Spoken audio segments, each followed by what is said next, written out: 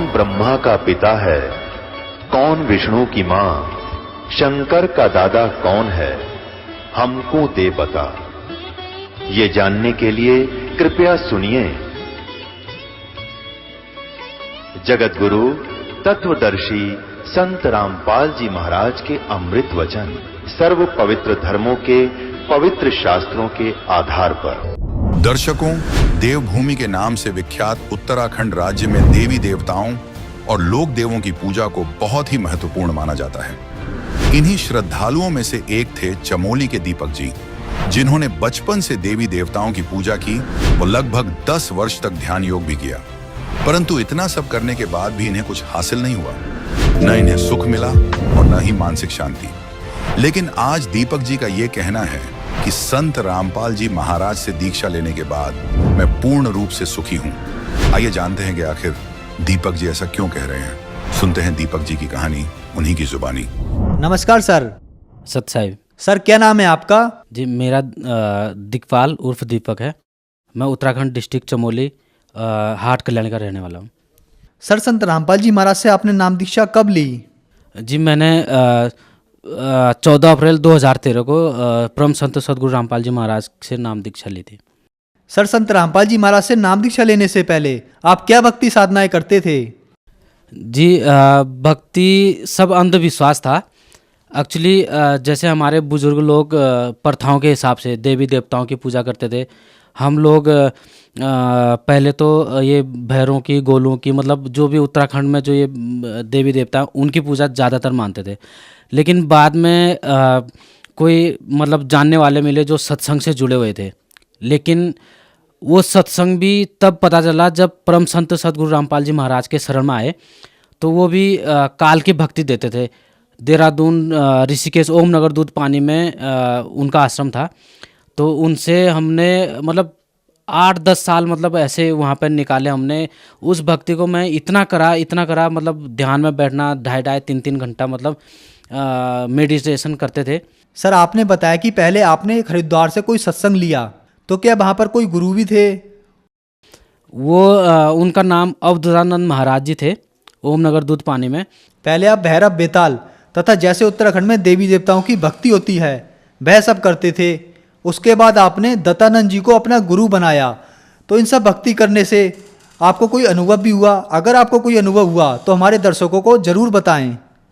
जी अनुभव तो क्या था, एक सिर्फ तसल्ली के लिए, मतलब खाली एक नाम था भक्ति का कुल मिला के। तो उससे फ़ायदा तो कुछ था नहीं। तो मैं बता रहा हूँ कि मतलब 2-2, 3-3 घंटे में मेडिटेशन करता था, ध्यान में बैठता था। तो उसमें ऐसा लगता था जैसे कि पूरी पृथ्वी मेरे लिए कम पड़ जाए, इतना ध्यान में ऐसा विशाल शरीर लगता था। लेकिन फ़ायदा कुछ नहीं था। तो उसको जितना ज़्यादा भक्ति करता था उतने ज़्यादा दुख आते थे। उस मतलब सुख में भी दुख क्रिएट सा लगता था। मतलब मैंने कई बार ऐसा सोचा है कि मतलब कि मैं आत्महत्या करूं, मतलब ऐसी प्रेरणा होती थी। मतलब बिना टेंशन के भी टेंशन बन जाता था। मतलब ये है, मतलब मानसिक ज़्यादा प्रॉब्लम होती थी उस भक्ति में। सर संत रामपाल जी महाराज से आपने नाम दीक्षा कैसे ली? उनके बारे में आपको जानकारी कैसे मिली? जी हाँ, मेरे मामा जी हैं, वो जय गुरुदेव पंथ से जुड़े हुए थे। तो मैं तो दिल्ली में नौकरी करता हूँ। जब भी मैं आता था उनसे धीरे धीरे मुलाकात हुई। ज्ञान का पुस्तक जो रामपाल जी महाराज जी की लिखी है वो वाली पुस्तक उन्होंने मंगाई थी, वो पढ़ा। और रामपाल जी महाराज जी का सत्संग सुनते थे। तो उससे उन्होंने मुझे बताया कि मतलब सच्चा ज्ञान जो है वो शास्त्र के अनुसार ये है। ज्ञान का पुस्तक दिखा के बताया। तो मैं जब वो ये बातें शुरू करते थे मुझे क्या होता था, ये नींद आने लग जाती थी, सुस्ती आने लग जाती थी। और इस कान से सुना, इस कान से निकाल दिया। ये चीज़ जब भी मैं छुट्टी लेके आता था, मतलब मामा जी मेरे से ज़रूर मुलाकात करते थे कि ये ज्ञान को बताएं और चलें, साथ में चलें और नाम उपदेश लेंगे करके। तो जब बार बार मेरे को मामा जी कहने लगे, एक दिन मेरे को जी गुस्सा आ गया। मैं बोला जी मैं तो ऋषिकेश अवधूतानंद महाराज जी से जुड़ा हुआ, मैं उन्हीं को मानता था। उन्होंने ये भी कह रखा था कि गुरु को चेंज नहीं करना चाहिए, एक ही गुरु बनाना चाहिए लाइफ में। तो मेरे को एक दिन गुस्सा आएगा। मैंने बोला मैं तो भक्ति कर रहा हूँ, अगर आप इतनी फोर्स कर रहे हैं कि रामपाल जी महाराज सच्चे गुरु हैं, तो अगर उनमें इतनी शक्ति है तो वो मेरे को अपने शरण में ले लेना। मैंने ऐसा बोल दिया गुस्से में, और मैं मान जाऊँगा, मैं हमेशा उनकी भक्ति करूँगा। तो ऐसा बोल दिया था। फिर उसके बाद मामा भी चुप रह गए, हमारी जो चर्चा थी वो भी हो गई, मतलब उसके बाद नहीं हुई। तो मैं आ गया जी, दिल्ली नौकरी करता हूँ तो नौकरी पर आ गया। तो मालिक ने मेरी ऐसी बुद्धि करी, मेरे को प्रेरणा करी, मैंने वो ज्ञान का पुस्तक भी मंगाई, वो पढ़ा, उसको पढ़ के मेरे को ऐसा हो गया कि मैं मालिक संत रामपाल जी महाराज के शरण में मैं कब पहुँचूँ। तो 2013 14 अप्रैल को संत रामपाल जी महाराज से नाम दीक्षा प्राप्त हुई। सर, आपने बताया कि आपके जो पहले गुरु दत्तानंद जी थे, उन्होंने आपको कहा था कि गुरु एक बार बनाना चाहिए, गुरु बदलना नहीं चाहिए। तो फिर आप संत रामपाल जी महाराज की शरण में जब गए तो आपको ऐसा नहीं लगा कि आप उस बात का खंडन कर रहे हैं? आपको महसूस नहीं हुआ कि आप कहीं गलत तो नहीं कर रहे गुरु बदल कर? जब मैंने रामपाल जी महाराज से नाम उपदेश लिया तो मुझे नाम उपदेश लेने मात्र से, और जब नाम उपदेश लेने के बाद जब गुरुजी आशीर्वाद देते हैं, सर पर हाथ रखा, तो उसी टाइम मेरे शरीर का मतलब कंट्रोली वजन था, जैसे कि जकड़ा हुआ सा शरीर था, वो एकदम फूल के जैसा हो गया, हल्का हो गया। सबसे बड़ा तो ये हुआ। फिर उसके बाद जो आपने बोला कि गुरु चॉइस करने के लिए, तो वो बिल्कुल वो इसलिए कहा गया है कि जब सच्चा गुरु मिल जाए तो उसके बाद चॉइस नहीं करना चाहिए। लेकिन जब तक सच्चा गुरु नहीं मिले तब तक तो 10 करो 5 करो कितने भी करो गुरु कर सकते हैं। गुरु भी एक पूर्ण गुरु है, एक अधूरा गुरु है। एक काल की भक्ति दे रहा है तो एक सतपुरुष की भक्ति दे रहा है। तो हमको उस सतपुरुष की खोज करनी चाहिए जो तत्वदर्शी संत, महाभारत में कृष्ण अर्जुन को भी कह रहा है कि तू उस परम तत्वदर्शी संत की खोज करो जिसके पास तू परम सनातन धर्म को प्राप्त होगा, यानी कि परम शांति को, यानी मोक्ष को प्राप्त होगा। तो वो तत्वदर्शी संत हमारे रामपाल जी महाराज हैं। सबका गुरु एक होता है, इसलिए पूरा विश्व का गुरु, इसलिए जगत गुरु कहा गया है। तो वो जगत गुरु इस समय रामपाल जी महाराज जी हैं। तो सर, संत रामपाल जी महाराज से जब आपने नाम दीक्षा ली उसके बाद क्या आपको कोई लाभ भी प्राप्त हुए? जी हाँ, ये बताना तो बहुत मुश्किल है क्योंकि चमत्कार हर रोज़ होते हैं, इतने चमत्कार होते हैं, पल पल चमत्कार होते हैं। सबसे बड़ा चमत्कार मालिक ने यही करा कि मेरी बुद्धि को ऐसा करा कि अपने शरण में लिया इस तुच्छ जीव को, क्योंकि परमात्मा पूरे विश्व को तारने के लिए आए हुए हैं। तो हर एक जीव को का उद्धार करने हुए आए हैं, लेकिन उसके बावजूद भी एक सच्चे संत को ऐसे ऐसे अत्याचार हो रहे हैं, ऐसा ऐसा हुआ। खैर ये तो समझेंगे, समय आने पे सब कुछ सामने आएगा। तो चमत्कार सबसे पहला यही हुआ कि मालिक ने मुझे अपने शरण में लिया। फिर दूसरा चमत्कार, जब मैंने मेरे जुड़ने के बाद 1-2 महीने के बाद मैंने अपने बेटे को जोड़ा। तो बेटा मेरा छोटा ही था उस टाइम पे, स्कूल जाता था, लेकिन मैंने प्यार से बोला, समझा के बोला, नहीं माना जी, यूं करके बहुत ज़ोर से मार रहा था। तो मालिक ने मेरा हाथ ऊपर ही रोक दिया था। तो मेरे को शिक्षा दी मालिक ने कि बच्चे के ऊपर ऐसा नहीं करते, उसकी भी रक्षा करी, हो सकता क्या होता, ज़्यादा चोट आ जाती, कुछ भी हो सकता था। तो ये चमत्कार हुए। और उसके बाद मेरे जो सर में दर्द रहता था, और जब मैं ब्रश करता था खून निकलता था, और बीपी हाई लो होता था। तो उसके नाम दीक्षा के बाद 3-4 महीने में पता नहीं चला कि वो जो सर दर्द था, बीपी हाई लो होता था, और मतलब वो पता नहीं चला कि कहाँ गया। तो ये लाभ हुए और होते रहते लाभ। तो सबसे बड़ा लाभ एक और मेरे साथ हुआ, संघ लोक सेवा आयोग में मैं जॉब करता था, किचन डिपार्टमेंट में काम करता था। तो एक मेरे जो सीनियर थे वो हॉस्पिटल में बीमार थे, हॉस्पिटल में एडमिट थे, तो उनको ब्लड की ज़रूरत थी। तो हम लोगों ने, मैंने भी उनको 1 यूनिट ब्लड दिया था। उसके 2 हफ्ते बाद पुलिस वालों ने जो मारा और सिर से मेरा सारा ब्लड बह गया था। तो मैं बस के सीट से उठ नहीं पाया था क्योंकि ब्लड तो सारा बह गया था। तो मैं थोड़ी सी उठ पाया था, 3-4 इंच उठ पाया था, फिर धड़ाम से उल्टा वही बस सीट पे बैठ गया था, बिल्कुल जान नहीं थी। तो रामपाल जी महाराज ने प्रेरणा करी, परमात्मा ने प्रेरणा करी कि सतनाम का सुमरन करो, सतनाम का सुमरन करो करके ऐसी प्रेरणा हुई। तो मैंने सतनाम का सुमरन करा, तो उसी टाइम मेरी आंखें बिल्कुल ठीक हो गई। मैं खोल नहीं पा रहा था आंखों को, एकदम मूंद से, एकदम जो होता है ऐसी कंडीशन में। तो एकदम उठ गया, उठ के बाहर गया, और जो ब्लड मेरा सारा बह गया था, एकदम पानी की तड़प, पानी प्यास की तड़प बनी। और मैंने वहीं बस अड्डे से पानी की बोतल ली। 1 बोतल पानी में 1 सांस में पी गया था।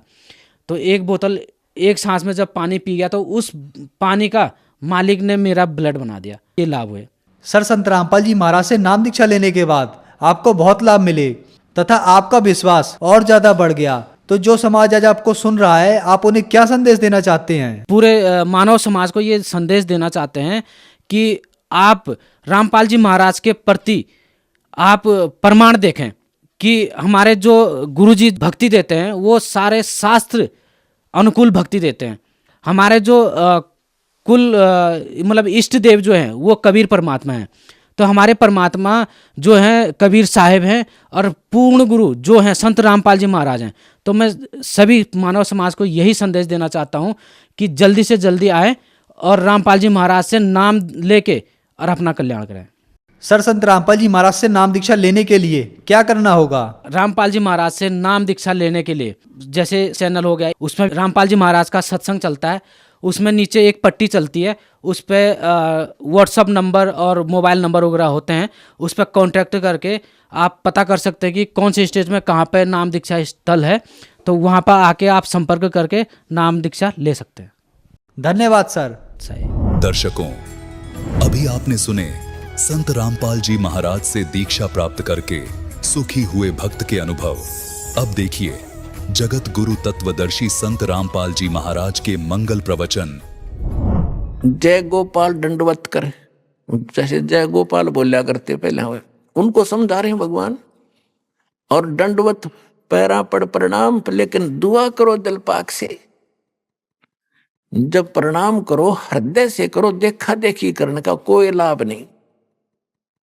हृदय से करो, अपना परमात्मा का नियम मान कर करो।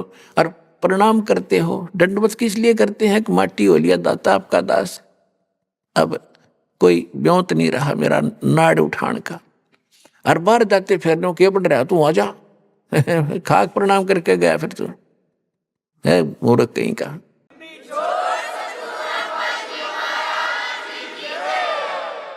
अपने आत्मा अभी तक हमने गुरु गलत मिलते रहे।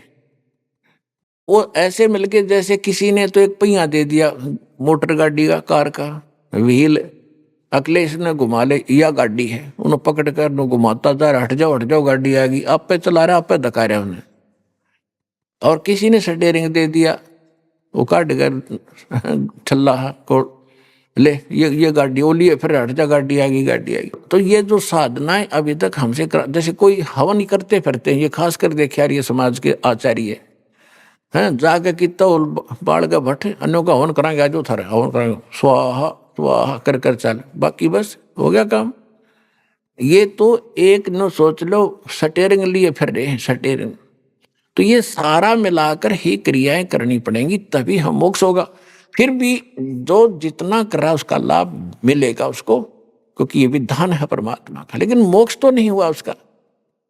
अब जैसे अजाजील नाम का एक भगत था, गुरु जी ने बता दी भाई प्रणाम करा कर बेटा, इस प्रणाम करने से आधिनी के साथ साथ पुण्य भी संग्रहित होते हैं।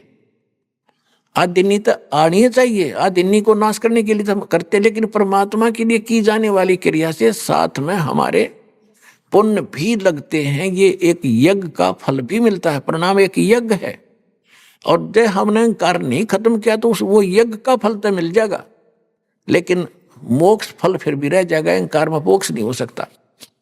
तो वो जो प्रणाम उसने कहते हैं 11 अरब प्रणाम किए, 11 अरब, लंबी आयु होती थी लाख लाख वर्ष की, तो 11 अरब प्रणाम किए दंडोत।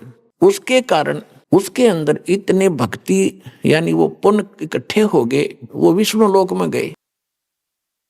वैसे तो पुण्यात्मा सारा खेल परमात्मा कबीर जी का है, सारी लीला उसकी है, वही खुद करते हैं। वो 1 मिनट में पता नहीं कहाँ कैसी रचना रच ले।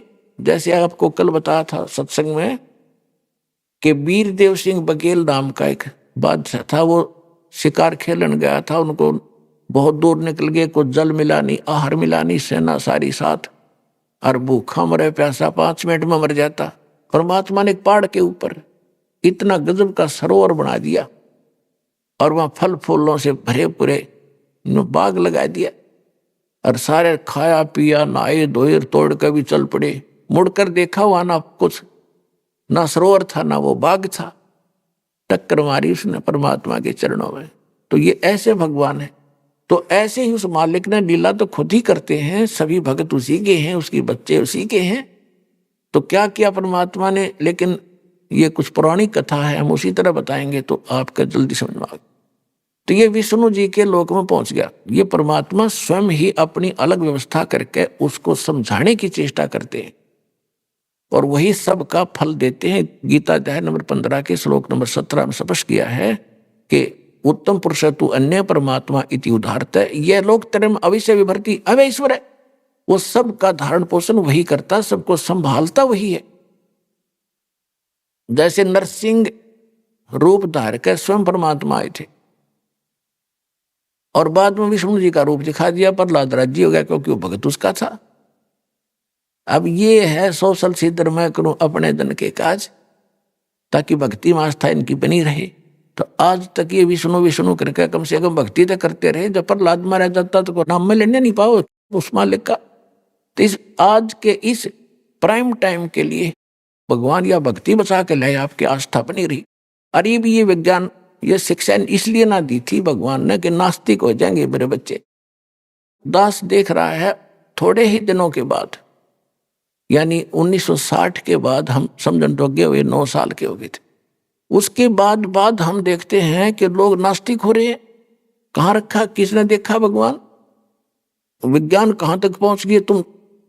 एक दिन दास, एक हमारा भक्त है पूना के अंदर, वहां से आ रहे थे मेरे साथ एक और भक्त जहाज के द्वारा। हम जहाज में बैठे, तीन की सीट थी वह, एक और आगे बैठ गया यंग सा लड़का। जहाज जब चला तो हम अपना मंगलाचरण करते हैं, जैसे घर से निकलते हैं या गाड़ी में बैठकर गाड़ी चलने लगती है तो सभी मंगलाचरण करते हैं।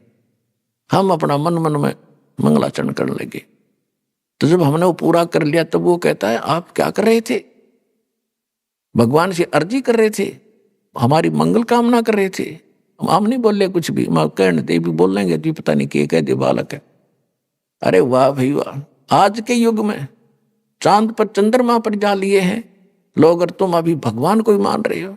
हम नहीं बोले साकेट का मुख बम्बई है, निकलने वचन भुजंग, ताकि औखद मौन है वैसे नहीं व्यापायंग।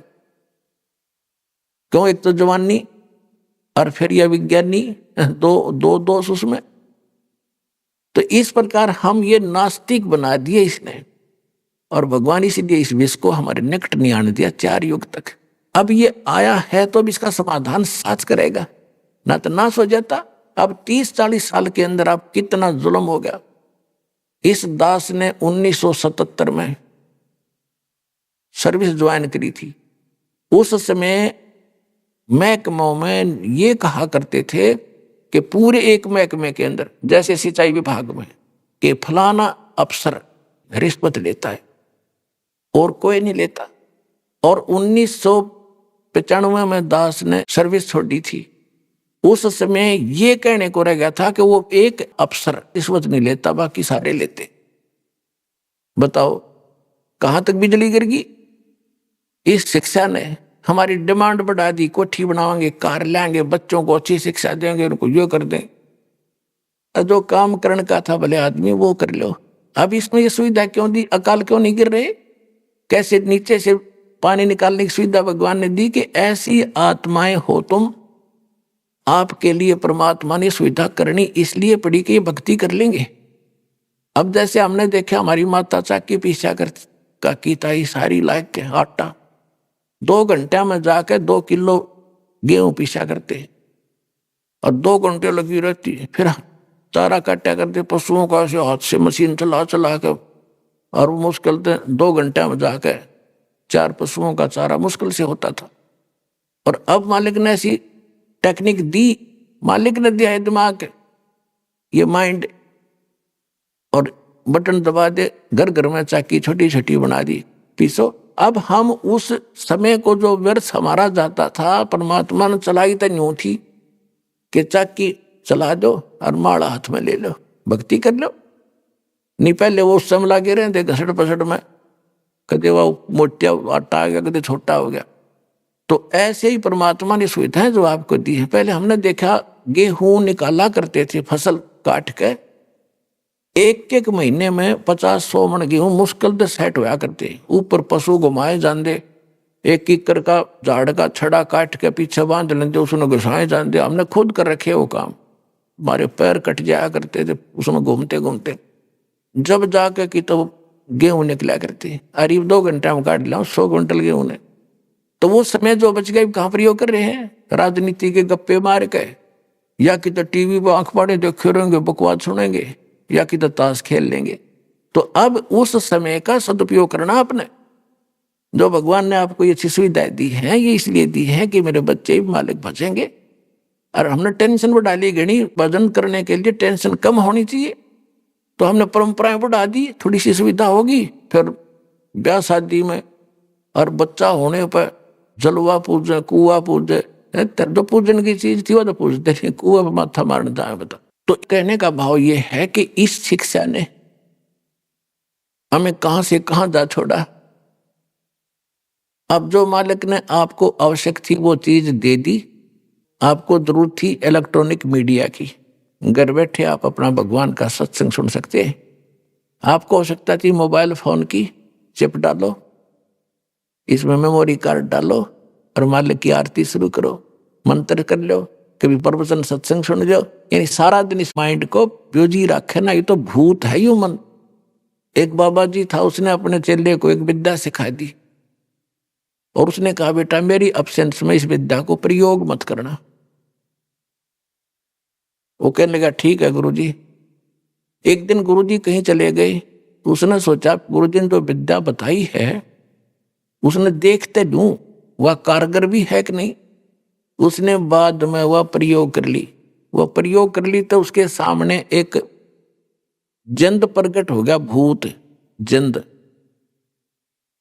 और वो कहने लगा बोलो जी आदेश दो मुझको, और एक मेरी बात सुन ले, मेरी मर्यादा है कि या तो मुझे काम बताते रहना अन्यथा मैं तुझे मारूंगा। फिर मैं उलझा हुआ, मैं बेला हुआ, काम से फुर्सत मिलते ही मुझे काम नहीं मिला तो तन्ने मारूंगा। अब वो डर गया, उसने कहा कि आटा ला। हो गया 2 मिनट में आटा ला कर रख दिया। फिर कहा पानी भर दे, वो पानी ले आया। फिर कहा सफाई कर दे, सफाई कर दी। कपड़े धो दे, कपड़े धो दिए। अब उसने सोचा भाई भी वो मारेगा ही, के काम बताऊं, कर दिया ना फटाफट। इतने में गुरुजी आ गए और देखा गुरुजी भाग के पैरों में गिर गया। गुरुजी मुझे बताओ बचाओ क्या हो गया? कि ये जंत मेरा पीछे पड़ गया, कि तेने वो विद्या प्रयोग कर ली? हाँ जी गलती बन गई। चलो भाई करते दी इतने गलती पर एक काम करे, इसने यूं कह दिया कि एक बांस लावे लंबा। ने बोला बांस ला, वो बोले आया, बांस फट गई। तो गुरुजी बोले इसको कहते इसमें जमीन में गाड़ दे सीधा। उन्होंने गाड़ दिया, बाकी ऊपर नीचे थोड़ा 2-4 फुट नीचे गाड़ दिया। फिर अब इसको कहते इस पर चढ़े जा उतरे जा जब मुझे जरूरत होगी इतना बुला लूंगा। तो ये मन जो है ये जंद है, भूत है, इसने इस राम नाम के बांस पे युदास ने गाड़ दिया। अरे इस पर चढ़ाए जाओ और उतरे जाओ, इसको ऊपर लाए रखना इस मन को। ना तो ये भूत है तुमने और कितना जाने कित ले जाएगा उठा के, ना वहां के को बद करवा दे, आपको दुखी रखता। काम हो तो इसने बुला ले, यानी अपने काम धंधा कर ले, फिर इस राम नाम के बांस पे इसने चढ़ाए रखे, तब यो जीण देगा तुम्हें और काम भी खूब करेगा, ऐसी बात नहीं। तो इस प्रकार हमने ये जो करना था इस विद्या से, अपरमात्मा को वो चीज देनी थी वो दे दी। अब ये वैज्ञानिक कितना घूमते रही हो, चांद दिन न छाण मारा, मंगल ग्रह पे न धक्के खा लिए। ये तो खाली खोखे पड़े, कख नहीं, कितने दर धक्के खा लिए। और वहां चले भी, वहां मान ले जाने में इनको कम से कम 10 वर्ष लगते हैं, और वहां कुछ पा भी गया तो वहां कौन गड्ढेगा के करेंगे उड़े जाके। ये तो स्वर्ग के अंदर है, जो यहाँ से काफी दूर है, इनकी मशीनरी वहां नहीं जा सकती। और वहां देवताओं की टेक्निक इनसे बहुत तगड़ी है, इनको रास्ते में खत्म कर देगी। तो वहां जाने का तरीका ये है, और हमने इनके स्वर्ग में जाना ही नहीं है, तो सारे खोखे एक दिन सब नष्ट होंगे, वहां जाकर भी वापस आना पड़ेगा। तो हमने वो स्थान खोज लिया है जहां भगवान बताया करते थे, तो वहां चलो सारे, तुम सभी वहीं थे। एक भगत कह रहा था जी सारे वहां चले गए, नाम लेने से पहले वो इसकी पत्नी नाम ले लिया, और वो ने कहा जी सारे सतलोक चले जाएंगे तो यहाँ कौन रहेगा, थोथा मुंह करके। मैं बोला चांद पर रह लेनो भी खाली पड़ा, मंगल ग्रह सारे खाली पड़े, एक खोखा यो भी घूमता रहेगा पत्थर खाली, तुमने शर्म मारना इसका, अरे कोई सुख है। और कल ये एक दिन इस पर पूरे पर प्रलय होगी, कोई नहीं रहेगा, तब कौन रहेगा यहाँ पर? न बोला किसने देखी है बता, ये भी न कौन समझाओ किसने देखी है। तो ये बातें सारी सत्संग से सेट होंगी, किसने देखी है, इसमें कितनी सच्चाई है। जब भगवान ने बताई और संतों ने देखा और फिर बताया, तो यह सारी सच्ची है, इसको मानने पार पड़ेगी, हमने मानना ही पड़ेगा। कहने का भाव ये है कि हम नास्तिकता की ओर चल पड़े अज्ञान से। परमात्मा ने जो चीज आवश्यक थी वो दे दी, बाकी कुछ भी करते रहो, जो इसमें अवगुण हैं वो खत्म हो जाएंगे। जैसे अब तो इन मोबाइलों में जवान बच्चे बकवास भरे फिरते हैं, इसमें खूब बिगाड़ हो गया। अब जिन बच्चों को हमने खूब देखा था, जब शादी योग्य जब तक नहीं होया करते बेटा बेटी, तो कोई विकार या बकवाद उनको देखने सुनने को भी नहीं मिलती थी। अब बच्चा समझने जोगा होते ही और ये यूट्यूब और ये मोबाइल फोन जब चलाना सीख ले, चाहे उसने कख ना आता हो अपने पढ़ाई का, इसने जरूर सीख ले, और जब ढूंढ ले कड़ाई बकवाद भरी है। काल ने तो कति नाश करने के लिए कोशिश की थी, लेकिन दयाल ने अब इसका सदुपयोग बताया है। अब इसका सदुपयोग करेंगे। अब छोटे छोटे बच्चे आरती लाया करेंगे, कान में लीड ला दे, मम्मी मंत्र करूंगा, अब वो आड़े मंत्र करें, वो सुने बकवाद दूसरे आड़े, तो वो सारे ही आएंगे फिर भगवान के दरबार में। इस ज्ञान को समझेंगे तो उनका भी उद्धार होगा। बुराई आप पर जी नहीं करा फिर करने, ये देखने भी दिल नहीं करेगा आपको, ये बकवाद दें टीवी फिल्म इनके अंदर ये सब खत्म हो जाएंगे। अब विज्ञान ने तो हमारे को ये बकवाद दी, और तत्व ज्ञान इन सब का नाश करके हमें भगवान देगा, इससे हमें ज्ञान मिलेगा। परमात्मा की हर एक बात को स्वीकार करना होगा, तब हम आगे बढ़ेंगे। कहते हैं परमात्मा से क्या मांगना है? साईं इतना दीजियो जा मैं कुटुंब समावे, हम भी भूखे ना रहे, अतिथि ना भूख जावे। हे दाता, इतना अपने दास को देते रहना, हम भी भूखे ना रहे, और कोई हमारे द्वार पे अतिथि आ जावे तो वो भी परमात्मा भूखा ना रहे। और पुण्यात्मा, इससे अधिक यदि हम मांगते हैं तो फिर हम भगत नहीं रहे, हम तो जगत के भाव को देखकर मांग रहे हैं। अब पुण्यात्मा, आज की तो आवश्यकता है क्या भगवान से छुपी है। जैसे जिस समय नरसिंह जी ने परमात्मा के कहने से अपनी सारी संपत्ति दान कर दी और जंगल में झोपड़ी डाल कर बैठ गया, लेकिन फिर भी अब इतना ज्ञान हो गया, उस समय ज्ञान नहीं था, फिर भी वो परमात्मा में आस्था बनाए रखने के लिए हमारे लिए भगवान ने एक ऐसा अनमोल उदाहरण दिया। नरसिंह जी की एक बेटी थी, बेटा था नहीं और धन गणा था, तो परमात्मा ने उसको काफी समझा बुझा कर उसके साथ एक ऐसी लीला की जिसने उसकी बात बुद्धि ठिकाना आ गई, उसने धर्म कर दिया सारी संपत्ति का जो उसने संग्रह करके रखी थी। परमात्मा ने बताया, माया तेरे जी का झाड़ बन जाएगी, तेरा नाश कर देगी, बच्चा तेरा नहीं, लड़की थी वो विवाह कर दिया, अभी चिपका बैठा नालायक इसके, तो उसको काफी झटका दिया। जब जाकर छुट्टी उसने नरक से, आप माया मांगने आते हो और परमात्मा अपने भगत को माया से दूर करता है। परमात्मा कहते मेरे संकेत पर माया चलेगी, जब मुझे प्रसन्न कर लेगा तब माया कहाँ पीछे जागी तेरे थे, एक सेकंड में तेरा घर भर दूं, सब कुछ कर दूं, तो तू विश्वास करके चले, फिर उसका करेगा क्या? मैं उतना दूंगा तुझे जितना तुझे चाहिए, इससे फालतू नहीं हो अच्छा होता। अब नरसिंह जी जब उसकी द्योती का ब्याह होया, लड़का था नहीं, स्वामी भाती बनकर जाने लगा, एक टूटी सी गाड़ी 10-12 भगत बैठे उसमें, तो तब उसने भगवान आगे स्वयं मालिक, क्योंकि वो कृष्ण जी का पुजारी था, बाद में भक्तों ने उनको कृष्ण ही मान लिया। एक मिस्त्री का, जैसे लक्कड़ मिस्त्री होते हैं, चोड़े में आरी लंबी सी पसोले से और सारा कुछ ले रहे, और कहने लगा भाई गाड़ी वाले मुझे भी बैठा ले, मैं तेरे साथ, मुझे भी आगे जाना है। उसी रास्ते में नाम बता दिया किसी गांव का। नरसिंह जी ने कहा जी बैठ तो लो, इससे कोई इतराज नहीं मिस्त्री जी, पर ये तो कंडब है, ऐसे लगता कि रास्ते में रह जाएगी, हमने भी पैदल ही जाना पड़ेगा। तब भगवान ने कहा कि मेरे तो क्या छुपा है भाई। तो यहां कहते हैं एक, यहां अपने लोकल लैंग्वेज में एक उनकी भक्ति का एक शब्द बना रखा है, गाड़ी आले मन बैठा ले, एक बेहो गाड़ी था भाई मैं हार लिया।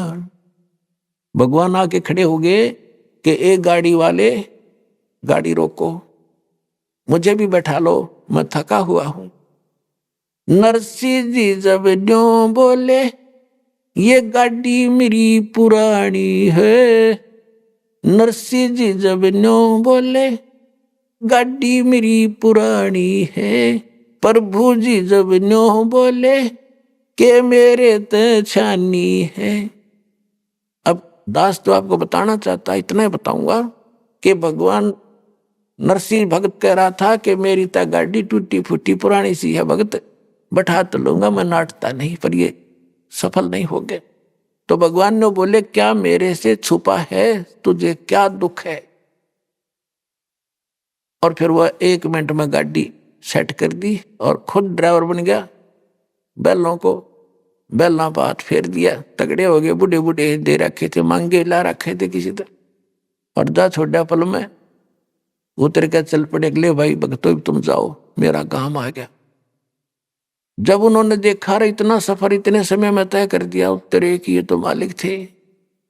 तो कहने का भाव ये है कि साईं इतना दीजियो जा मैं कुटुंब समावे, हम भी भूखे ना रहे, अतिथि ना भूख हो जावे। अब जैसे आज वर्तमान की आवश्यकता है, भगवान ने तो ये टेक्निक विज्ञान और कलयुग बनाया है, तो कलयुग में मशीन से ही सारा कुछ होगा। तो वो मशीन भगवान के लिए कोई बड़ी नहीं है जो अपने भगतान दे दे। किसी को मोटरसाइकिल की आवश्यकता है, किसी को कार की ही आवश्यकता है, केवल किस लिए, थोड़ा बहुत अपना रोजी रोटी के लिए, या बाद में मालिक के सत्संग में आने ले जाने के लिए बच्चों को। इसलिए मांगोगे तो घर घर में खड़ी कर देगा आपके, न्यारी न्यारी सत्कर्मा लट। बेमतलब बकवाद मांगोगे मालिक नहीं देगा, चाहे कितनी डिमांड करते रहिए, तो आपको हानि होती दिखे। तो परमात्मा से हम कुछ मांगेंगे तो क्या उससे छानी है, क्या छुपा है उससे? हमारी आवश्यकताएं, हमारी डिमांड, हमारी विपत्ति उस मालिक से छुपी नहीं। ये भाव था दास का ये कहने का। तो इसके लिए एक थोड़ा उदाहरण, एक परमात्मा ने जो लीला करके दिखाई, उसको हमने भी कुछ अपने जीवन में ढालना पड़ेगा। अब परमात्मा यही ज्ञान सुनाया करते थे जो दास सुना रहा है, और उस समय मालिक के साथ इतना विरोध हुआ था। हिंदुओं के धर्म गुरु आचार्य शंकराचार्य और ब्राह्मण संत मंडलेश्वर विरोधी हो गए। यो कबीर झूठा है, कपटी है, हमारे हिंदू धर्म का नाश करता है, वेद और गीता पुराणों के विरुद्ध ज्ञान दे रहा है। उधर से मुसलमानों के काजी मुल्ला पीर वो भगवान के दुश्मन हो गए। खूब कोशिश की उनको जान से मारने की, घेरे कुएं में डाल के ऊपर से मिट्टी डाल दी, परमात्मा बाहर बैठे पाए। सरसों का तेल का कढ़ाई उबाल के उसके अंदर डाल दिया गया, मालिक को कोई असर नहीं हो रहा था।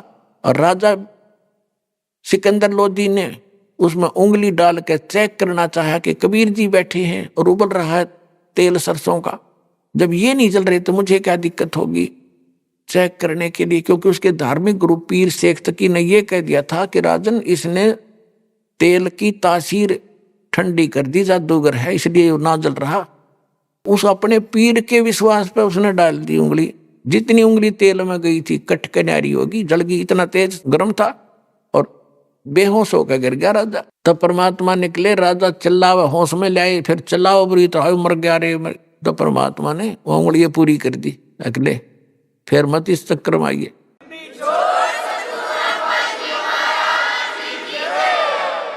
तो इन्होंने सब अपने हथियार प्रयोग करके देख लिए, राजा को भगा के सब कुछ कर लिया, सजा दंडित करवाने की खूब चेष्टाएं की, दरिया में भी डुबोने की चेष्टा की, लेकिन वो तो परमात्मा थे, मूर्ख थे, ये अंधे गधे।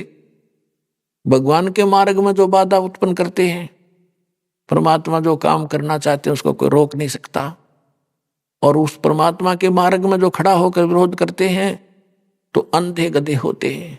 एक अंधा गधा रेल की पटड़ी पर खड़ा, उसने ये नहीं मालूम था कि तू गलत खड़ा है।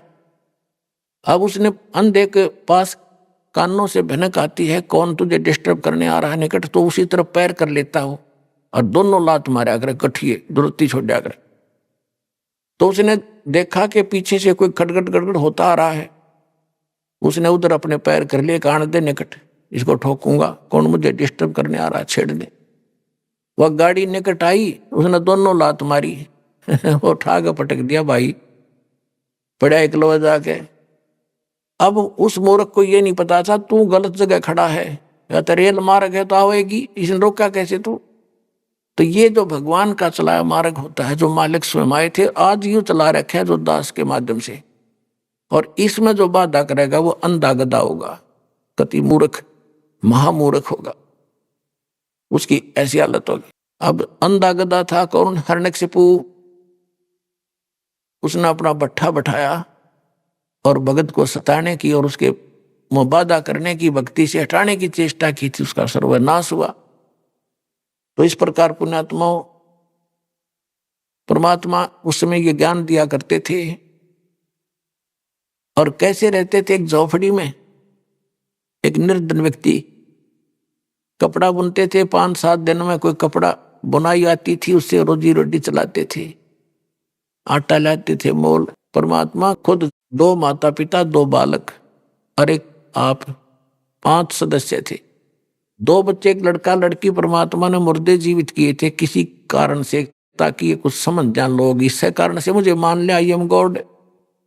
और 2 उनके मुंह बोले माता पिता थे, जो उनको कमल के फूल से, जहां मालिक सतलोक से आकर विराजमान हुए थे, अपने निज स्थान से आकर वहां से उठा लाए थे। तो एक गृहस्थी जीवन जीकर दिखा रहे थे कि भाई भगवान की भक्ति करने के लिए मानव शरीर मिलता है। इससे हटकर जो तुम यहाँ कोठी बंगले कार जोड़कर जो तुम व्यवस्था बनाने की चेष्टा कर रहे हो, तुम्हें ज्ञान नहीं यहाँ का। और जब आपको ये ज्ञान होगा कि तुम रह कहाँ रहे हो और ये लोक है जहां तुम व्यवस्था बना रहे हो, उसके विषय में हमें बताया करते थे। सर्व सोने की लंका थी वह रावण से रणधीरम, एक पलक में राज बिराजी जम के पड़े जंजीर। जो सद भक्ति नहीं करते उनका कोई जो है जीने का यहाँ कोई सहारा नहीं है। अब क्या बताते, जैसे किसी के पुत्र नहीं है तो वो यूं सोचे भगवान एक पुत्र हो जाए, मेरा वंश चल जाए, मेरी वंश बेल चले। परमात्मा कहते क्या मांगू कुछ थिर ना रहा, ही देख नैन चला जग जाई। 1 लाख पूत 1.25 लाख नाती, 1 लाख बेटे थे रावण के, और 1.25 लाख एक से एक तगड़े तगड़े उसके पहलवान और धनवान रिश्तेदार रिलेटिव थे। और उस रावण के को दीपक लाने वाला नहीं, 1 लाख के पिता के पुत्रों में से एक भी नहीं बचा, क्योंकि सत्य भक्ति ना करने से कभी भी बिजली गिर जाएगी, पूरा कुल नाश हो सकता है। तो कहते उस रावण का कोई दीवा लावणिया नहीं है जिसके 1 लाख बेटे थे, तुम एक का बेटा जो सोचो मेरा कुल चल जाएगा। ऐसे लोक में और बड़ी बात करते हैं, कोई भी गांव बसा है 1 या 2 लोगों से, व्यक्तियों से वो पूरा गांव बस गया, उसका कुल है वो। और वो खुद कहाँ है, मनमान ना जाने कि गधा बन के घूम रहा हो, वो कुल के काम आया उसके। परमात्मा कहते हैं कुल करने के कारण अंसा गया बेगो, और जब यू कुल के कर लेगा तू 4 पाया का हो। ठीक है, जहां भी आपका जन्म है, आपका कुल है, उस कुल को सुधारना है तो भक्ति करनी पड़ेगी। वो अभी परम पिता परमेश्वर कबीर जी की आपका 101 पीढ़ी पार हो जाएगी, 101 पीढ़ी।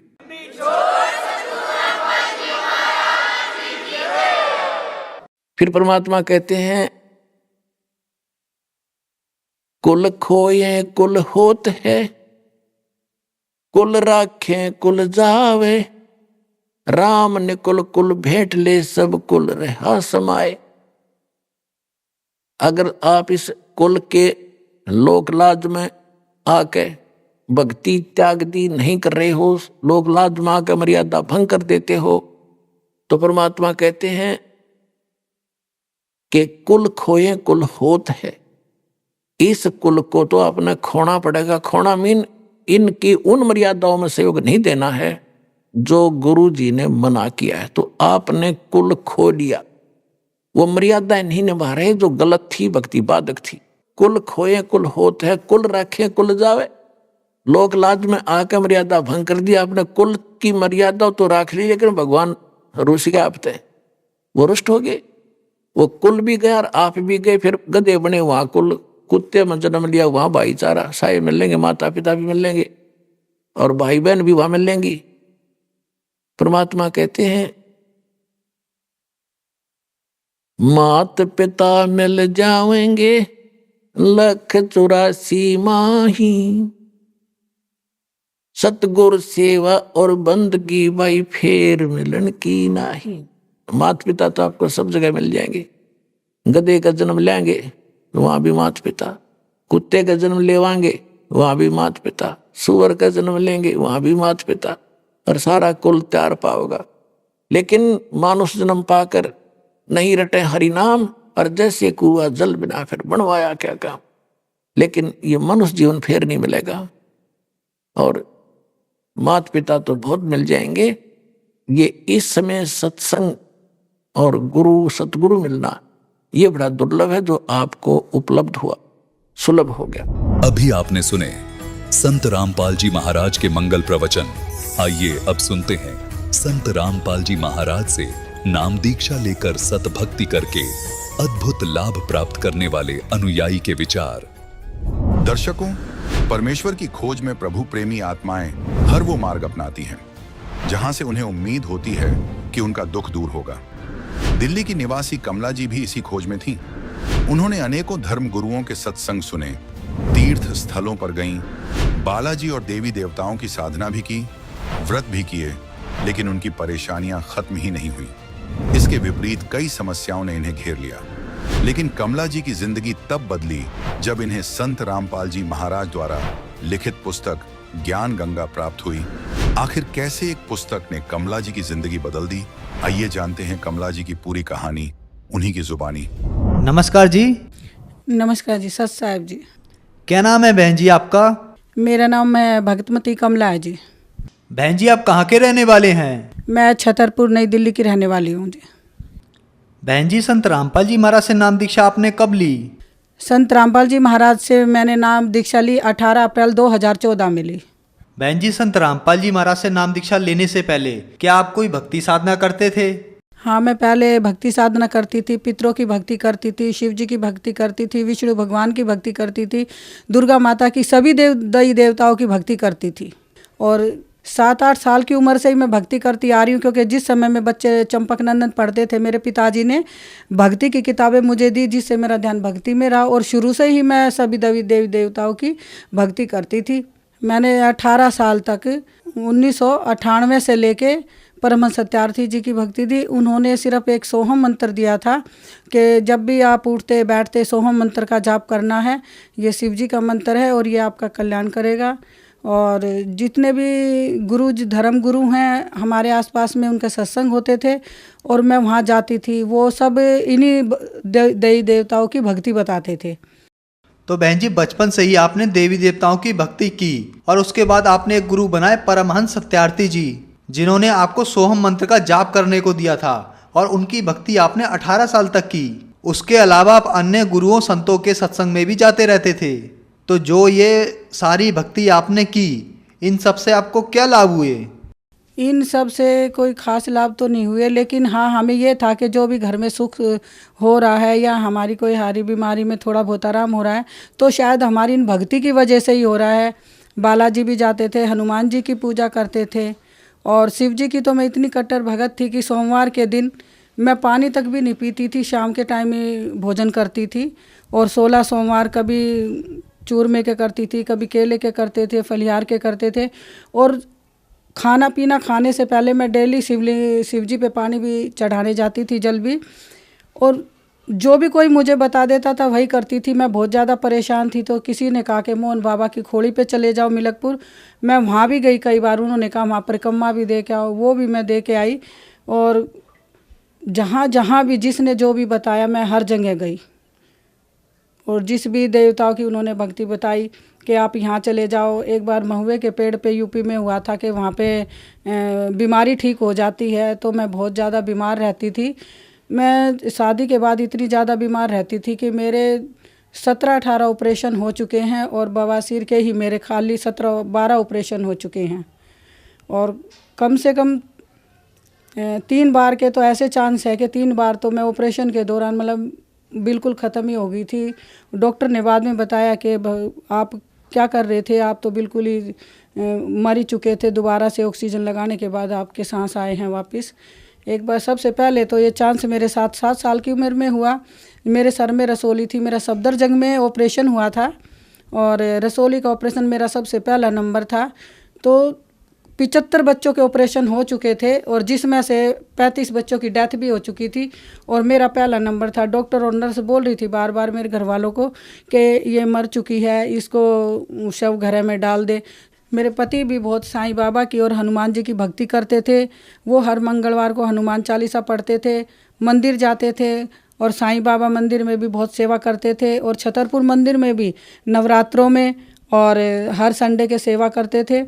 पर सारी भक्ति करते हुए भी वो सन 2012 में इतने ज़्यादा बीमार हुए, उनको ऊपरी की परेशानी हो गई, और वो सन 2014 में 9 मार्च 2014 में उनकी डेथ हो गई। हमने हर जगह जहाँ भी जिसने बताया, मुल्लों के पास में, मौलवियों के पास में, पंडितों के पास में, डॉक्टरों के पास में, एम्स में उनका 2 साल तक वो इलाज चला, लेकिन वहाँ पर भी वो ठीक नहीं हो पाए। जैसा भी जो कोई बताता था वैसे मैं करती जाती थी, लेकिन फिर भी कोई फ़ायदा नहीं हुआ, और आखिर में 9 मार्च 2014 को उनकी डेथ हो गई। आपने बताया कि देवी देवताओं की आपने इतनी भक्ति साधनाएं की, आपके पति ने हनुमान जी की भक्ति की, साईं बाबा की भक्ति की, आपने गुरु भी बना रखे थे, लेकिन इन भक्ति साधनाओं से आपको कोई लाभ नहीं हुआ, बल्कि हनुमान जी की, साईं बाबा की भक्ति करते करते और मंदिरों में सेवा करते करते आपके पति की 2014 में डेथ हो गई। तो फिर इतना सब होने के बाद संत रामपाल जी महाराज के बारे में जानकारी आपको कहाँ से मिली? संत रामपाल जी महाराज की जानकारी मुझे मिली, मेरी एक सहेली है रजनी, वो भी इन चीज़ों से बहुत परेशान थी, तो उसने मेरे से 1 साल पहले ही नाम लिया। जैसे ही मेरे पति की मौत के बारे में उन्हें पता चला, तो उनको 12 दिन हुए थे डेथ हुए, तो वो मेरे से मिलने आई और आंखों में आंसू आ गए और बोली मेरे को तो बहन पता ही नहीं था कि भाई साहब इतने ज़्यादा बीमार हैं, नहीं तो इतने अच्छे संत हैं जिनकी शरण में मैं हूँ, और वो तो उनको मरने ही नहीं देते। मैंने कहा ऐसे कौन से संत, आपने मुझे बताया क्यों नहीं बहन, कम से कम एक बार तो मिलने की कोशिश करती।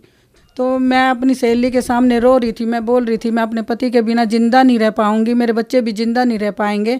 जब मेरे पति को ऊपरी इन प्रेत बाधाओं ने जिंदा नहीं रहने दिया तो मैं कैसे जिंदा रहूंगी।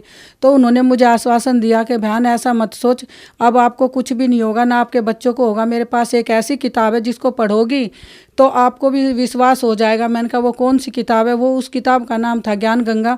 उन्होंने तब तो उसका नाम नहीं बताया, वो बोली मैं जल्दी ही आपको दूंगी। मैंने 1 हफ्ते तक उनका इंतज़ार किया, तो उनके घर में शादी थी उनके बेटे की, वो नहीं आ पाई। तो मैंने उनको फ़ोन किया कि रजनी बहन, या तो आप मुझे बताती नहीं, अगर आपने मुझे बताया है तो मुझे तो अभी अभी वो किताब चाहिए जिसके बारे में आपने बताया है। तो उन्होंने बोली ठीक है दीदी मैं आपके घर पे आ रही हूँ। वो अपनी बेटी निशा के साथ आई, रजनी मेरी सहेली, और मुझे ज्ञान गंगा पुस्तक दे के गई। मैंने फटाफट अपनी दुकान बढ़ाई और मैं घर चली गई। मेरे बच्चों ने खाना बनाया, बोले मम्मी खाना खा लो। मैंने कि नहीं मैं अभी खाना नहीं खाऊंगी, थोड़ी देर में खाऊंगी। मैं उस ज्ञान गंगा किताब को पढ़ने बैठ गई। जैसे ही मैंने एक एक पेज पढ़ती गई, मेरी आंखों से आंसू की धारा निकलती चली गई और मैं रोने लगी। मेरे बच्चे बोले मम्मी इस किताब को बाद में पढ़ना, आपने खाना भी नहीं खाया। मैंने कि नहीं बेटा, ये किताब तो मुझे जीवनदायिनी लग रही है, मुझे पढ़ लेने दो। बच्चों ने मुझे अपनी कसम दी मम्मी खाना खा लो फिर पढ़ लेना। मैंने कहा ठीक, आप दूसरे कमरे में सो जाओ, मैं इस किताब को पढ़ूंगी। मैंने पूरे कमरे की सारी लाइटें जलाई, नज़र कमज़ोर थी तो सारी लाइटें जलाई, पूरी रात पढ़ती रही। ऐसे करते करते पूरे दिन रात पढ़ते पढ़ते मैंने ज्ञान गंगा किताब को 3 दिन में ही पढ़ लिया। और जिस दिन वो पूरी हुई मैंने तुरंत अपनी सहेली रजनी को फ़ोन किया, बहन मुझे नाम दिलवाला। उन्होंने कहा दीदी मैं कैसे चल सकती हूँ, मेरे बेटे की शादी को तो 8 दिन है। मैंने कहा बहन मुझे नहीं पता, या तो मुझे आपको बताना नहीं था और बताया है तो मुझे ले चल। उसके बाद हम 17 अप्रैल को गए। जब मैं संत रामपाल जी महाराज के दर्शन करने के लिए गई तो जैसे ही संत रामपाल जी महाराज ने, गुरुजी ने मेरे सर के ऊपर हाथ रखा तो मेरा शरीर बिल्कुल फूल की तरह हल्का हो गया। मैं बिल्कुल चल भी नहीं पाती थी, ऐसा लगता था मेरे शरीर में कितने मणों का वो वजन है। और उसके बाद में मैं नाम दीक्षा लेकर घर में आई। बहन जी, संत रामपाल जी महाराज से आपने 2014 में पति की डेथ के बाद नाम दीक्षा ली, तो क्या संत रामपाल जी महाराज से नाम दीक्षा लेने के बाद आपको कोई लाभ प्राप्त हुए? हाँ भगत जी, बहुत सारे लाभ प्राप्त हुए। सबसे पहला लाभ तो ये प्राप्त हुआ कि मेरे बेटे के भी छाती में दर्द रहता था और वो मंत्र जाप मैं जब घर में करती थी तो संत रामपाल जी महाराज को मैंने बताया था, गुरुजी मेरे पति की ऐसे ऐसे डेथ हुई है, उनको ऊपरे की परेशानी थी, खूब इलाज कराया, ठीक नहीं हुआ। तो संत रामपाल जी महाराज ने कहा बेटा आप सही जगह पे आ गए हो, अब आपको घबराने की चिंता करने की कोई ज़रूरत नहीं है, अब आपके बच्चे भी ठीक रहेंगे, आप भी ठीक रहोगे।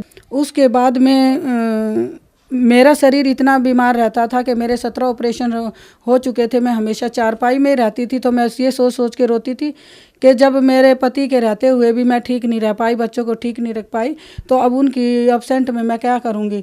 तो तब संत रामपाल जी महाराज ने कहा बेटा आप सतलोक आश्रम में आ गए हो, आपको सही नाम दीक्षा मिल गई है, बस इसका सुमिरन भक्ति करना और अपना नियम का पालन करना, आपको कोई भी परेशानी नहीं होगी। संत रामपाल जी से नाम दीक्षा लेने से पहले मेरे बवासीर के 12 ऑपरेशन हो चुके थे और मैं बहुत ही परेशान रहती थी, दुखी रहती थी। उसके बाद में जैसे ही मैंने संत रामपाल जी महाराज से नाम लिया, दीक्षा ली, तो मेरे को बवासीर की बीमारी जो इतनी भयंकर थी तो वो बिल्कुल ठीक हो गई और भी कई सारी मेरी परेशानियां थी जो ठीक हो गई। और एक बार हम आश्रम में सत्संग के लिए जा रहे थे तो मेरा यूट्रस रिमूव हो चुका, तो उन टाँकों में इतना दर्द हो रहा था, मैं एक पग भी नहीं उठा पा रही थी। तो मैंने अपनी सहेली रजनी को बोला मैं कैसे जाऊंगी, इतनी दूर बरवाला है, मेरे पेट में बहुत दर्द है, टाँकों में बहुत दर्द है। उन्होंने मुझे हिम्मत दी, दीदी गुरुजी का नाम ले लो, आपको सतनाम मिला हुआ है, उसका जाप करो, गुरुजी अपने आप भला करेंगे, आप पहुँच जाओगे। उस दिन मैं बरवाला आश्रम की जब मैं दरवाजे पे पहुंची तब भी मेरी आंखों में आंसू थे और मैंने जैसे ही बैग रखा, हाथ मुंह धोए, दंडवत प्रणाम किया, तो मैंने कहा बहन सबसे पहले मैं दवाई लेके आऊँगी। तो मैं दवाई लेने गई तो भगत जी ने मेरे को 2 गोली दी, बोलो लो भगतमती। मैंने कहा भगत जी मेरे तो बहुत ज़्यादा दर्द है, आप 1 खुराक नहीं मुझे 2 खुराक दे दो। उन्होंने कहा भगतमती इसकी भी ज़रूरत नहीं है, आप मालिक की शरण में आ गए हो, संत रामपाल जी महाराज की शरण में आ गए हो, इसकी भी ज़रूरत नहीं है, पर यह आपकी संतुष्टि के लिए है। वो 2 गोलियां आज भी मेरे उसी पर्स में पड़ी हैं 5 साल के बाद भी, और उसके बाद में वो दर्द मुझे आज तक कभी भी नहीं हुआ। एक चमत्कार ये हुआ कि मैं बहुत दुखी और परेशान रहती थी, तो मैं संत रामपाल जी का आश्रम में सत्संग सुनने गई, तो जैसे गुरुजी ने सर पे हाथ रखा तो मैं रोने लगी। संत रामपाल जी महाराज बोले बेटा क्यों रोई? मैंने कहा गुरुजी मेरा तो उस घर में मन ही नहीं लगता। तो बोले बेटा या तो किराए का मकान ले लो, नहीं तो आपका कोई प्लॉट पड़ा तो उसमें बना लो। मैंने बताया कि गुरुजी पैसे तो है नहीं, मैं बनाऊं कहाँ से, मैं विधवा औरत कहाँ से बनाऊंगी। बोले बेटा चिंता मत करो, आपका पति सरकारी नौकरी करता था। मैंने कहा हाँ गुरुजी। बोले पैसा आ गया होगा। मैंने कहा गुरुजी अभी तो कुछ भी नहीं आया, 1 रुपया भी। बोले बेटा चिंता मत करो, जल्दी आ जाएगा। तो गुरुजी का सत्संग सुन के घर पे आए तो सुबह मुझे सपना आया, सपने में संत रामपाल जी महाराज आए और बोले बेटा कमला आपके खाते में ना 4 लाख रुपए आ गए हैं। मैंने कहा ठीक है गुरुजी। तो संत रामपाल जी महाराज ने जैसे मुझे बताया, मैं सुबह उठ के बैंक गई तो देखा तो कॉपी में एंट्री कराई तो 4 लाख रुपए आए हुए थे। मैंने भक्तमती रजनी से कहा कि चलो हम आश्रम में चलते हैं सत्संग सुनने के लिए, हर 15 दिन में सत्संग होता था। बोली दीदी अभी तो सुन के आए हैं। मैंने कहा मेरा मन घर में नहीं लग रहा, आप सत्संग सुनने चलो। तो फिर चले तो संत रामपाल जी महाराज बोले बेटा आपने मकान का काम शुरू कर दिया। मैंने कहा गुरुजी अभी तो पैसे ही 4 लाख आए। बोले बेटा पैसा नहीं रुकेगा, आप काम शुरू करो। और कुछ दिन बाद में ही फिर संत रामपाल जी महाराज मेरे सपने में आए और बोले बेटा कमला आपके खाते में 5 लाख रुपए और आ गए, अब अपने मकान का काम शुरू कर दो, और जब आप कहोगे ना कि बस मुझे इतना ही चाहिए तो उतना ही बनेगा। मैंने कहा परमात्मा मुझे ज़्यादा नहीं चाहिए, बस मुझे सर पे छत चाहिए और ज़्यादा इससे कुछ नहीं चाहिए। बोले ठीक है बेटा जितना तुम चाहोगे उतना ही हो जाएगा। और जब मैं बैंक में गई तो 5 लाख और आए हुए। तो फिर मैंने अपने घर वालों को, बेटों को, बच्चों को इकट्ठा किया, बेटा अब काम शुरू करो, 9 लाख आ गए हैं और भी आते रहेंगे, परमात्मा ने आश्वासन दिया है संत रामपाल जी महाराज ने, इसके हमारा काम नहीं रुकेगा। और इसके बाद में एक चमत्कार ये हुआ कि जब मेरा मकान बन रहा था तो सारा सामान तो बिजली की फिटिंग का मेरा बेटा चांदनी चौक से ले आया था, पर जो थोड़ा बहुत कम रह गया था वो मेहरौली में लेने गया था। तो वहाँ पे कोई भी कन्वेंस नहीं आया इधर से या उधर से। मेरा बेटा जैसे ही सामान लेके बाइक पे बैग टांग के पीछे बैठा तो उसने बताया कि मम्मी ऐसा लगा किसी ने मेरी बाइक को उठा के फेंक दिया। इधर उधर से दुकानदार आए और मेरे बेटे को उठाया, उसकी पैंट फटी हुई थी, घुटना छिला हुआ था। तो उसने आके बताया मम्मी मेरे साथ ऐसा हुआ।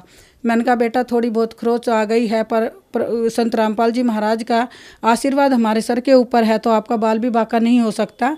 मैंने अरदास लगाई है मालिक मेरे बच्चों को ठीक रखना। इसके बाद में एक चमत्कार ये हुआ कि मेरा सारा सामान मकान का पड़ा हुआ था, तो मेरा देवर बोलने लगे कि भाभी इतना सामान पड़ा हुआ, पीछे से कोई सामान उठा ले जाएगा और फिर पैसे कहाँ से लाओगे इतने, तो इसको बेटे को यहाँ सुला दो रखवाली के लिए। मैंने कहा नहीं, सामान चला जाएगा तो कोई बात नहीं, बेटे को कुछ हो जाएगा तो मैं कहाँ से लाऊंगी, पापा तो रहे नहीं, इसके एक ही बेटा है, 3 बहनों का एक ही भाई है। तो मेरा बेटा बोला मम्मी कोई डरने की बात नहीं है, मैं सो जाता हूँ। रात को मेरा बेटा सोया हुआ था तो 3 चोर चोरी करने आए, तो मेरे बेटे ने आंखें बंद करके चुपचाप लेटा रहा। तो वो चोर चोरी करके इधर उधर ताक झाके छोटा मोटा सामान लेके चले गए। फिर काफ़ी देर बाद मेरे बेटे को जैसे ही आँख लगी तो उसने एक 20 फुट लंबे जिन को अपने सिरहाने खड़े पाया। तो मेरा बेटा एकदम से डर गया और जैसे उसको आंखें खोल के उसने देखा तो उसके तो ज़मीन पे तो पैर लगे थे और आसमान में सर लगा था। और वो मेरे बेटे से बोला लेके तो मैं तुझे पहले जाता, पर मैं तुझे आज लेने आया हूँ। मेरे बेटे को ऐसा उकाब दिया, मेरे बेटे ने बाइक उठाई, लॉक लगाया और सीधा घर आ गया। रात के 2:30 बजे दरवाज़ा खोला था, मेरा बेटा बिल्कुल पसीने से तरबतर था। सुबह उठ के उसने सारी बात बताई कि मम्मी ऐसे ऐसे बात है। मैंने कहा बेटा संत रामपाल जी महाराज का आशीर्वाद हमारे सर पे है, आपका कोई भी बाल भी बाका नहीं कर सकता। उस दिन के बाद मैंने जब जोत लगाई तो मैंने मालिक को अरदास लगाई है संत रामपाल जी महाराज, अगर मैं आपकी शरण में हूँ और सच्ची भक्ति कर रही हूँ और नियम का पालन कर रही हूँ तो मेरे बच्चों की रक्षा करना। उस दिन के बाद आज तक मेरे बेटे की बाइक ना कभी टकराई, ना मेरे बेटे को कभी खरोच भी आई। तो बहन जी आपने बताया कि जब आपने संत रामपाल जी महाराज से नाम दीक्षा ली उसके बाद आपको आर्थिक लाभ हुआ, आपका मकान भी बन गया और संत रामपाल जी महाराज की दया से आपके बच्चों की रक्षा भी हुई। आपकी जो बवासीर की बीमारी जिसमें आपके 12 ऑपरेशन हो चुके थे वो भी संत रामपाल जी महाराज से नाम दीक्षा लेने के बाद ठीक हो गई। तो जो श्रद्धालु आपको सुन रहे हैं आप उन्हें क्या संदेश देना चाहेंगी?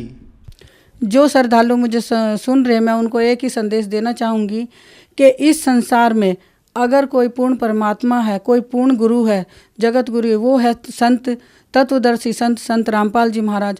जब मैं छोटी थी तो किताबों में हमारी हिंदी की टीचर पढ़ाया करती थी कबीरदास जी के दोहे।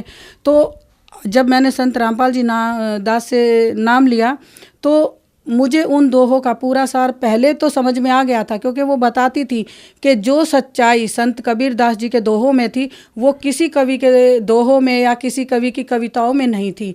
तो वो बताती थी कि जैसे संत रामपाल जी महाराज बताते हैं कि कर का मन का डार दे मन का फेर, तो वही वो बताती थी कि उनके मन के कारक है कि जो माला हाथ में लिए उसको छोड़ के जो इस संसार में हमारा मन लिप्त है उस मन को हमें इस जगत से फेर के उस सच्चे परमात्मा की शरण में, उसकी भक्ति में लगाना है, ताकि हमें वो सारे सुख प्राप्त हो जो परमात्मा हमें देना चाहते हैं। और इस संसार में तत्वदर्शी संत रामपाल जी महाराज से बढ़ के कोई दूसरा संत नहीं है। आप सभी भक्तों से ये प्रार्थना है, निवेदन है कि आप सब संत रामपाल जी महाराज की शरण में आएं और अपना कल्याण करवाएं। धन्यवाद बहन जी। सत साहेब।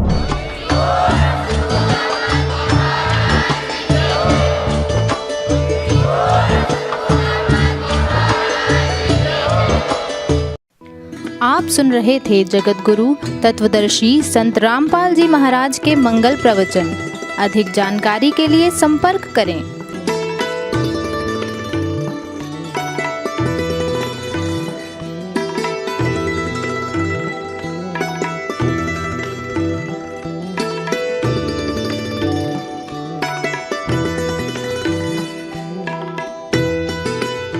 जगत गुरु तत्वदर्शी संत रामपाल जी महाराज जी के पावन सानिध्य में भक्ति की अलख जगाने तथा श्रद्धालुओं को सत्य भक्ति मार्ग का रास्ता दिखाने हेतु कनाडा के लोकप्रिय channel the TV NRI channel पर जगत गुरु तत्वदर्शी संत रामपाल जी महाराज जी के मंगल प्रवचनों का प्रसारण प्रतिदिन सुबह 7:30 बजे से 8:30 बजे तक तथा रात्रि 7:30 बजे से 8:30 बजे तक किया जा रहा है। इस सत्य भक्ति मार्ग को अपनाने के लिए अधिक से अधिक सत्संग प्रसारण देखें। इस सत्संग प्रवचन का सीधा प्रसारण संत रामपाल जी महाराज लाइव सत्संग YouTube चैनल और जगत गुरु संत रामपाल जी महाराज फेसबुक पेज पर भी देख सकते हैं।